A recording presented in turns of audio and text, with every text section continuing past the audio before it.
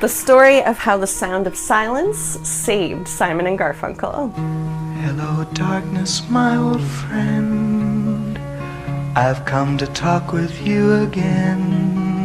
Paul Simon and Art Garfunkel were only about 15, 16 years old when they started singing and writing together in Queens, New York. They started out by imitating the Everly Brothers, the duo that they said were their first major influence. But it wasn't long before Paul Simon became interested in more serious folk music like Woody Guthrie and Leadbelly. He and Art Garfunkel started working together around this time under the stage name Tom and Jerry. After graduating and a few years of writing dozens of songs under many different stage names, Paul Simon and Art Garfunkel became regulars at the open mic nights at a famous Greenwich Village folk club called Gertie's Folk City. At one particular show at this club, they debuted 3 new songs: Sparrow, He Was My Brother, and a stunning piece of musical literature called The Sound of Silence. This performance would attract the attention of Columbia producer Tom Wilson, who was instrumental in getting them their first record deal. In March 1964, they would record their first album, Wednesday Morning 3 a.m., and play their first concert under their real names, Simon and Garfunkel. Much to the duo's dismay, the album was a commercial flop upon its initial release and sold only about 3,000 copies. At this point, Paul Simon was about ready to give up on the idea altogether. He left New York City and headed for London, England to try and make it there. It was a very different vibe in the UK, and Paul Simon produced a staggering amount of music, much of it culminating in his first solo album, the Paul Simon Songbook, which was released in 1965. Meanwhile, back in the States, the producer Tom Wilson wasn't as ready to give up on Wednesday Morning 3 a.m. as they were. And unbeknownst to Simon and Garfunkel, he had overdubbed The Sound of Silence with electric guitar and bass and drums to make it more of a marketable hit for radio. Paul Simon was reportedly horrified when he first heard this new version of the song, but as fate would have it, Wilson was right, and the song quickly flew up the charts. All of a sudden, Simon and Garfunkel were famous. As a result of their newfound success, Paul Simon returned to New York City and reunited with Art Garfunkel, who had just completed an art history degree from Columbia University. They got back together and recorded their second studio album, strategically titled Sounds of Silence. The overdubbed version of the song was included on this record and hit #1 on the Billboard charts around the same time as the album's release. Simon and Garfunkel would go on to release 3 more studio albums after Sounds of Silence. Unfortunately, as we know, the personal tension in the relationship between Paul Simon and Art Garfunkel would lead to their eventual demise, but neither party could deny that what they did when they were together was brilliant. And if it hadn't been for one bold producer and his vision for a song that the duo had already given up on, the world may never have gotten to experience that magic.